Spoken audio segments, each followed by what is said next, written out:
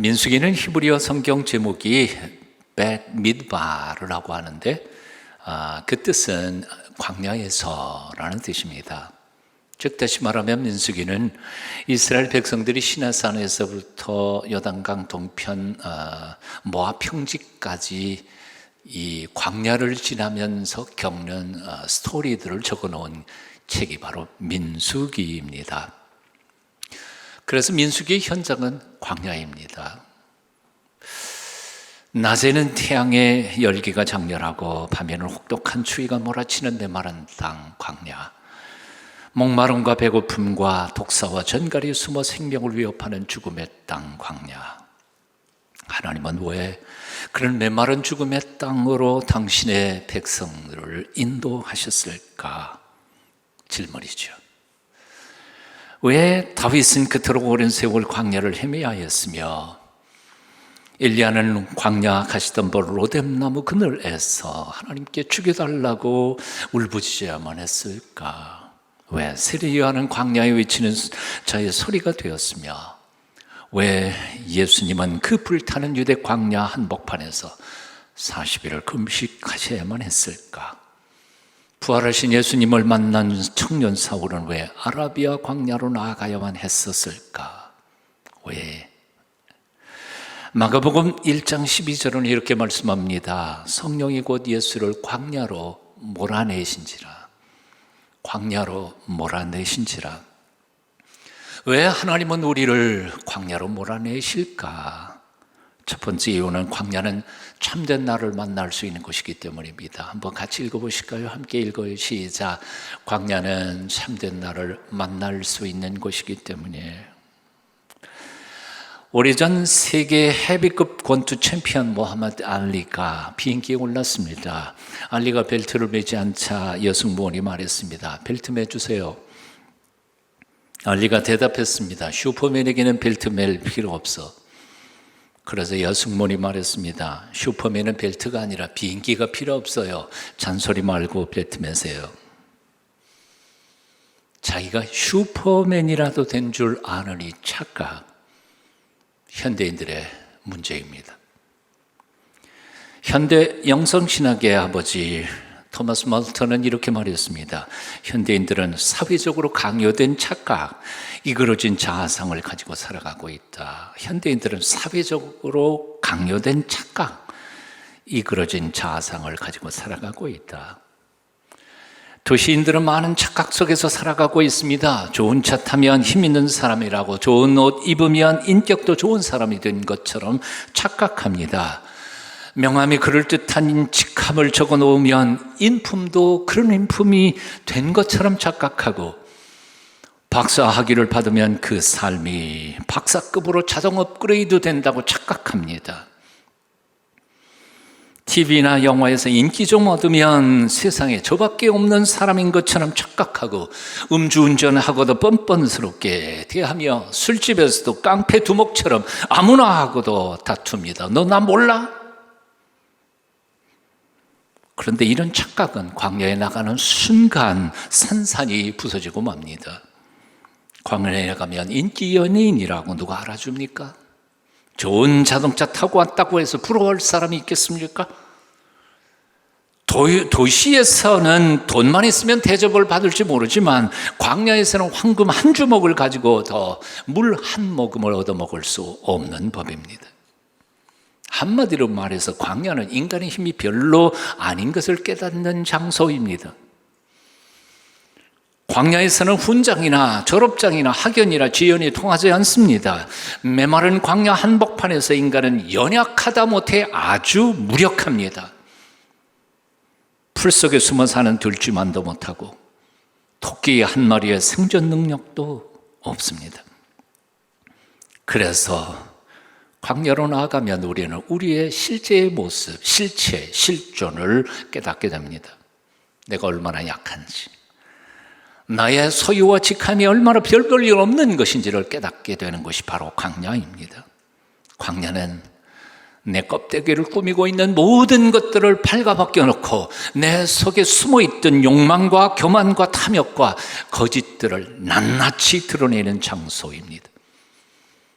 바로 이런 이유 때문에 성령께서는 때때로 우리를 광야로 몰아내시는 겁니다. 그리고 우리에게 명령합니다. 여기서 내 참모습을 발견해라. 내 주제를 똑바로 알아라. 너는 결코 창조주도 전능한 하나님도 아니다. 너는 기껏 해봐야 100년 이 세상에 머물다가 갈 연약한 피조물이다. 사랑하는 여러분, 외모에 속지 마십시오. 자신의 직함이나 소유에도 속지 마십시오. 나 자신의 참모습을 발견하기 위하여 조용한 장소, 나름대로의 광야를 찾아가십시오. 내 겉을 꾸미고 있던 모든 장식품들을 떼어내버리고 새벽을 깨우며 십자가 앞으로 주님을 만나기 위해 갈망하며 나아가십시오. 인생이 참 복잡한 것 같아도 본질로 들어가면 인생 그렇게 복잡하지 않습니다. 사람들이 인생을 복잡하게 만들어서 복잡하게 보일 뿐이고, 욕심을 못 버리고 교만과 자존심을 꺾지 않고 사람들과의 은원의 관계를 풀지 않아서 복잡해져 가는 것처럼 보일 뿐, 사실 한 사람이 한 평생을 살아간다는 것은 별로 그렇게 복잡한 게 아닙니다. 아주 심플합니다. 간단합니다. 그 인생이 뭔지 아시죠? 인생은 빈손 들고 왔다가 빈손 들고 가는 것. 간단하잖아요. 복잡한 게 뭐가 있어요? 우리는 아무리 건강해도 언젠가는 죽습니다. 우리는 영원히 살지 못합니다. 벌거숭이로 온 것처럼 우리는 언젠가는 벌거숭이로 아무것도 손에 쥐지 못한 채 떠나고 말 것입니다. 그것이 우리의 인생입니다. 복잡하지 않습니다. 아주 간단합니다. 이 간단한 진리를 깨닫는 것이 바로 광야인 겁니다. 영성가 헨리 나우에는 이 광야로 나아가는 고독 훈련을 가리켜서 거짓 자가 죽고 참 자가 태어나는 것이라고 말했습니다. 가짜가 죽고 진짜가 태어나는 것, 바로 광야라는 겁니다.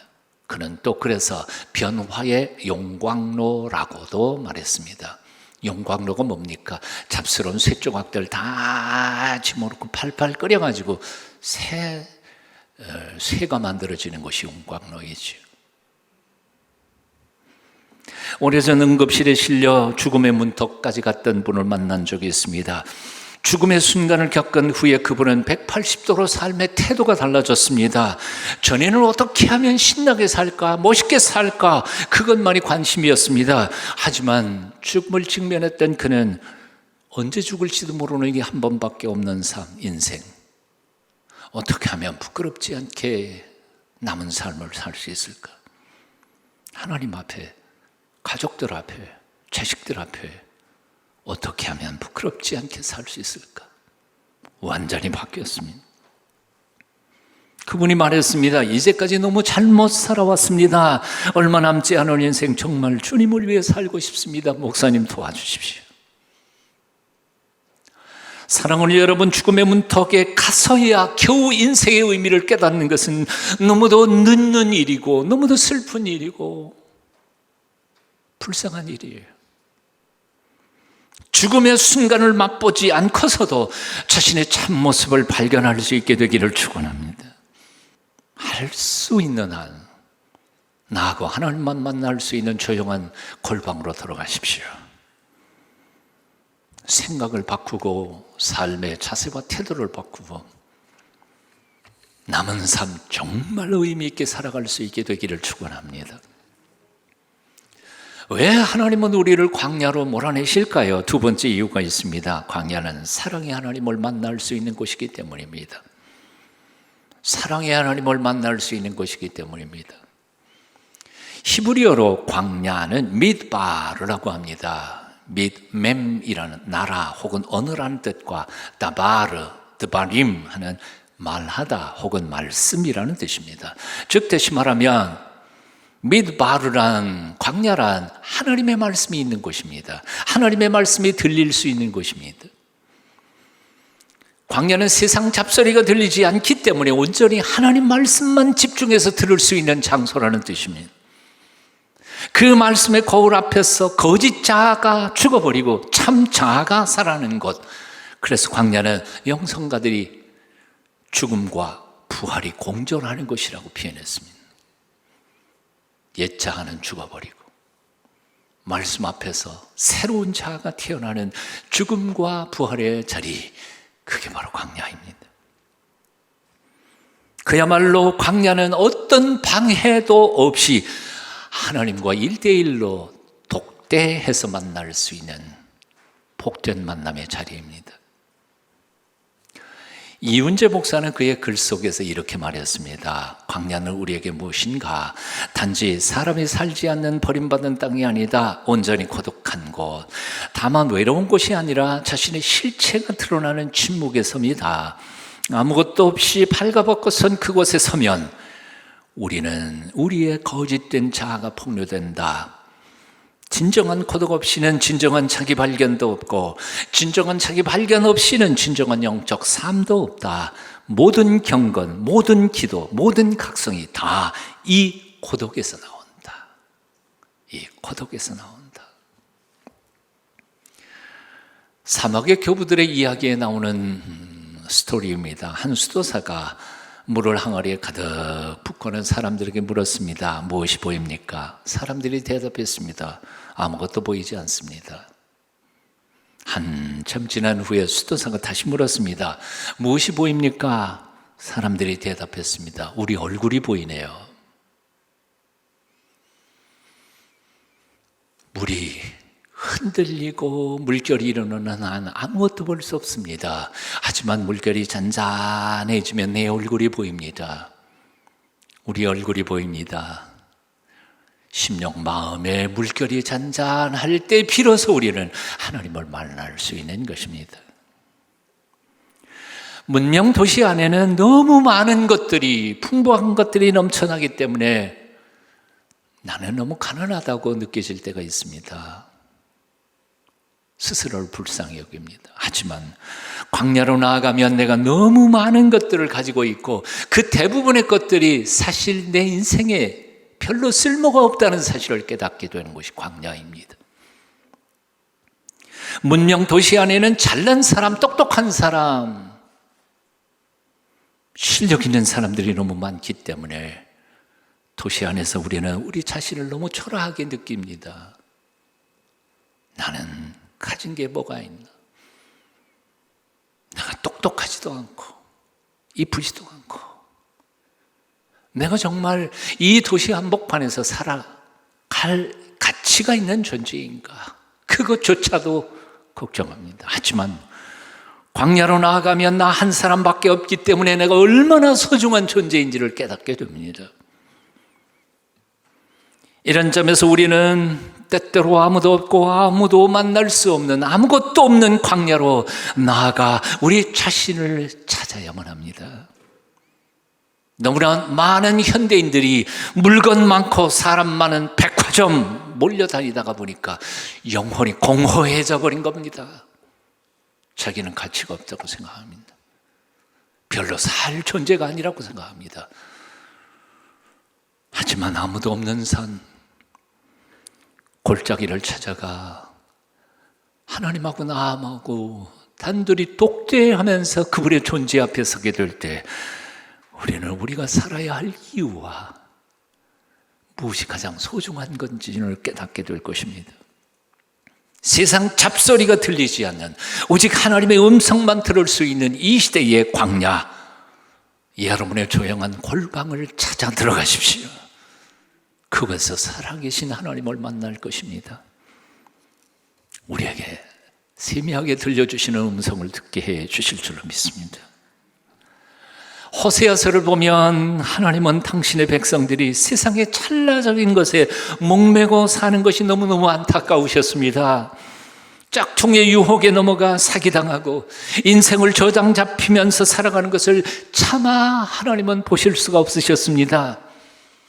그래서 사기꾼들에게 속아 몸팔로 도망가버린 아내를 찾아간 호세아 선지자처럼 하나님은 우리를 찾아오시면서 탄식하십니다.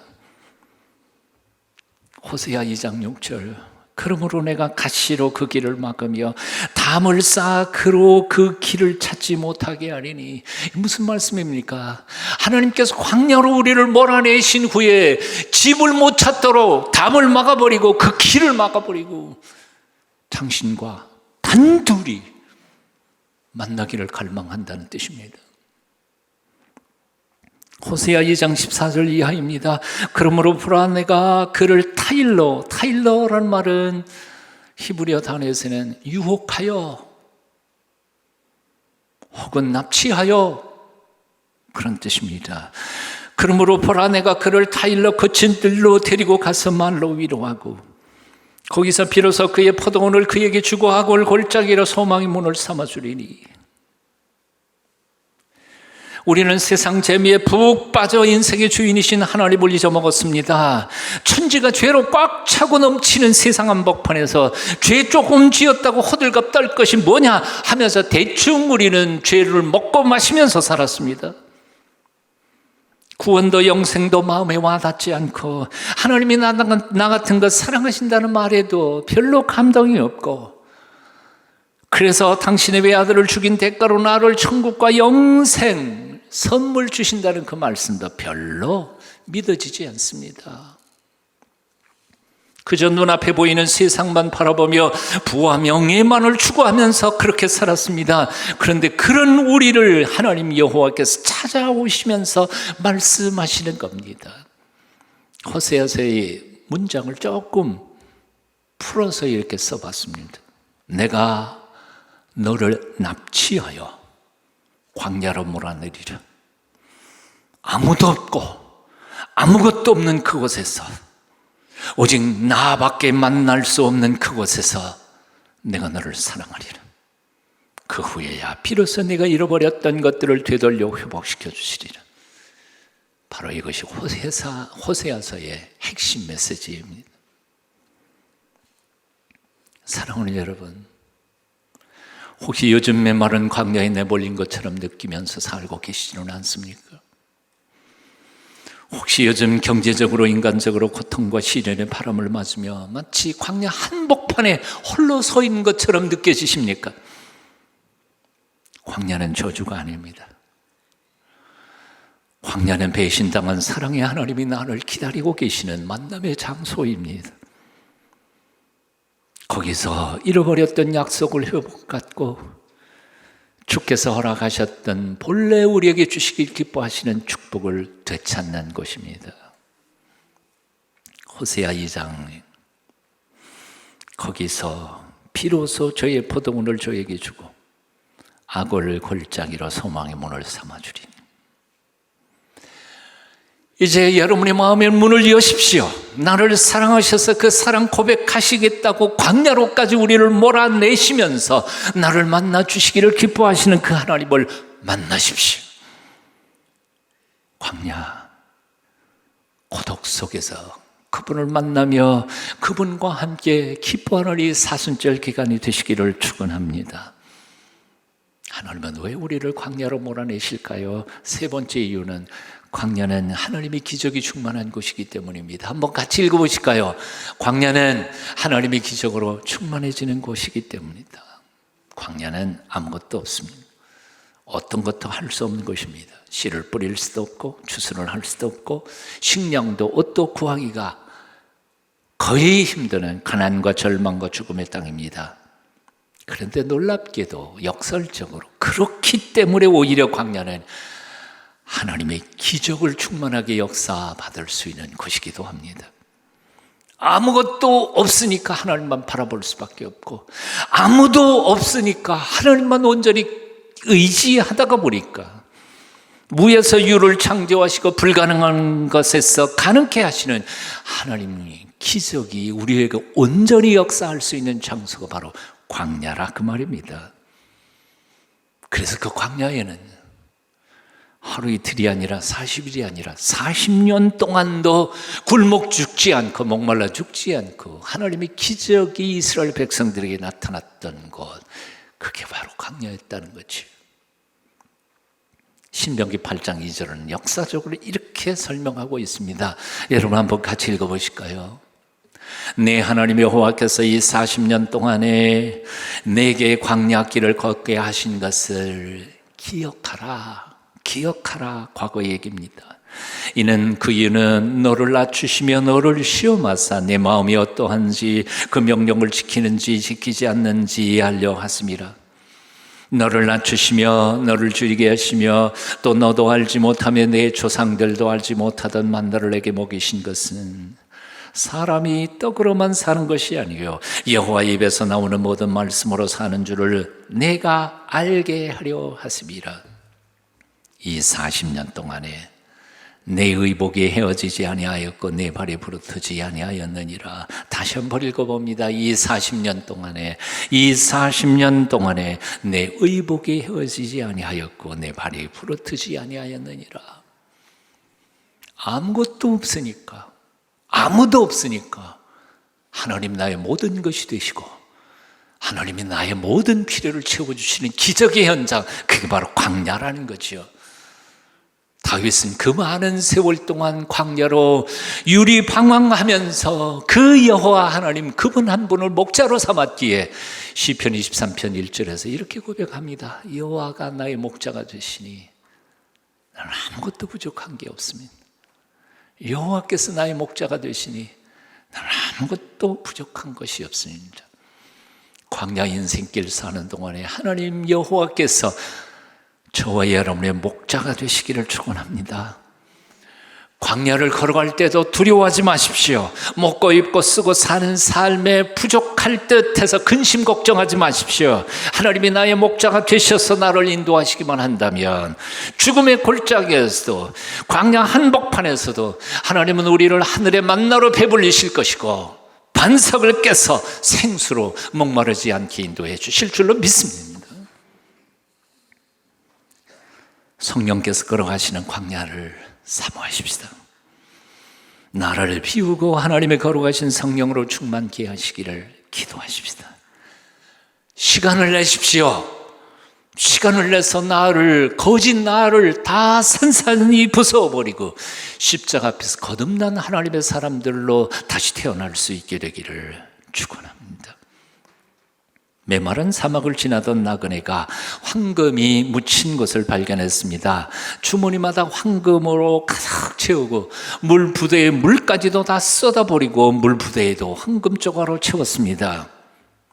그런데 그렇게 황금을 짊어진 나그네는 가도 마실 물을 찾을 수가 없었습니다. 태양볕은 뜨겁게 내리쬐이고 목은 갈증으로 타들어갑니다. 죽을 힘을 다해 가다가 저 멀리 한 사람이 물주머니를 손에 쥐고 앉아있는 것이 보였습니다. 소리질며 달려갑니다. 물 좀 주시오.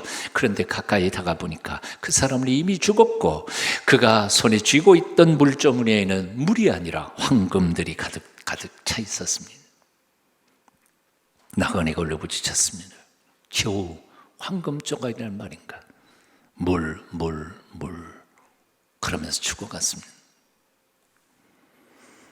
광야 같은 세상 한복판에서 사람들은 황금을 찾습니다. 가끔 황금 몇 덩어리를 얻고 기뻐하며 그것을 담기 위해서 생수통까지도 물 쏟아버리고 성공에 도취됩니다. 하지만 얼마 못 가서 인생길에서 가장 소중한, 정말 소중한 것은 황금이 아닌 것을 겨우 늦게 깨닫습니다. 황금은 귀중합니다. 하지만 메마른 광야에서 목말라 죽어가는 사람에게는 물 한 모금보다도 쓸모가 없습니다. 우리는 지금 무엇을 추구하고 있습니까? 무엇을 갈망하면서 살고 있습니까? 이 세상에 정말 가치 있는 것이 무엇이라고 생각하십니까? 2021년 이 사순절 기간 동안에는 정말 가장 꼭 필요한 거, 내 인생에서 꼭 필요한 가치, 그것을 발견할 수 있게 되기를 축원합니다. 하나님을 가까이 하라. 그리하면 너희를 가까이 하시리라.